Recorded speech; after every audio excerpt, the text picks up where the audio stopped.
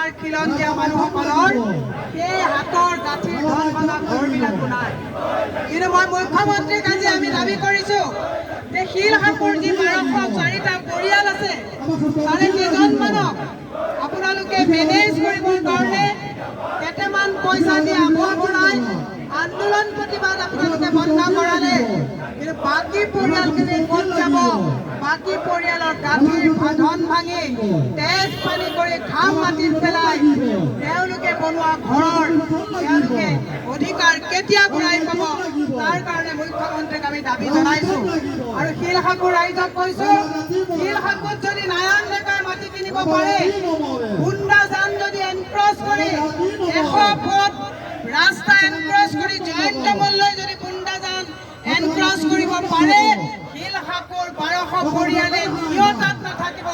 তাৰ বৈজ্ঞানসন্মত তেওঁ ফৰ্মুলা আমাক বুজাই দিব লাগিব। সেয়া আমি আহ্বান জনাইছোঁ যে শিলহাপুৰত থকা প্ৰতিটো আমাৰ খিলঞ্জীয়া পৰিয়াল এওঁলোকে উচ্ছেদৰ সময়ত কয় যে বাংলাদেশী উচ্ছেদ কৰিছে। মই কৈছোঁ গায়ত্ৰী বৰী বাংলাদেশী নেকি? মই কৈছোঁ ইয়াত বহি থকা এইসকল বাংলাদেশী নেকি? কেমেৰাই দেখুৱাই দিব লাগে য'ত তেওঁলোকে বুলডোজাৰ লগাই এওঁলোকক আতিশায্য চলাইছে।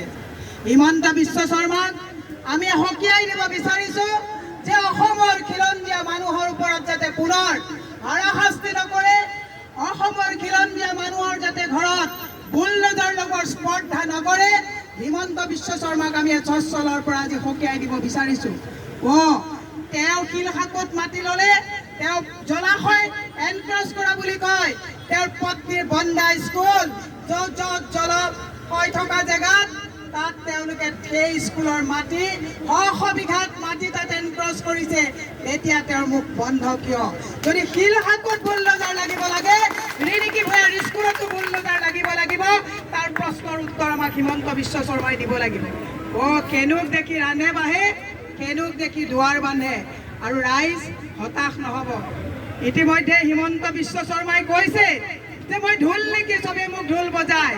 তেওঁ গম পাইছে যে তেওঁ এনেকুৱা ধুন্দুৰি কৰিছে, মানুহে দিনটোত 24 ঘণ্টাই তেওঁক ক'ৰবাত শুনিছে নেকি এজন মুখ্যমন্ত্ৰীক এনেকে মানুহে ঢোল বজাই থকা?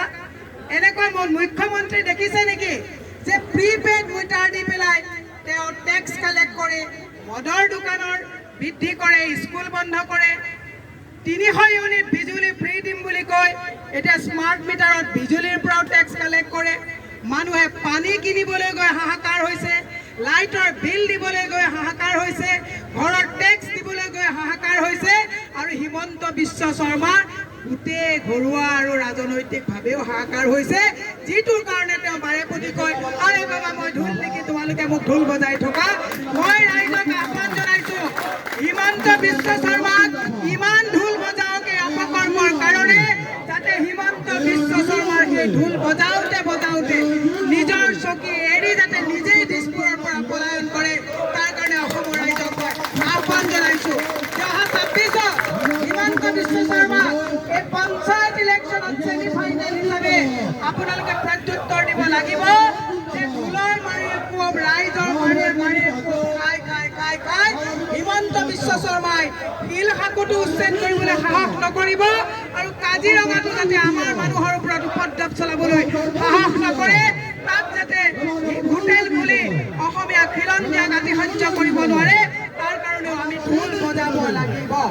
সেয়ে মই আহ্বান জনাইছোঁ যে আপোনালোকৰ আজি যি মেমৰেণ্ডাম আছে, বিধানসভা ইতিমধ্যে চলি আছে, আমি আপোনালোকৰ মেমৰেণ্ডামৰ কপি আমাৰ বিৰোধী দলৰ দলপতি দেৱব্ৰত শইকীয়া ডাঙৰীয়াৰ জৰিয়তে আমি বিধানসভালৈ প্ৰেৰণ কৰিম। এই কপি লৈ মই আপোনালোকৰ কপি তাত দিম।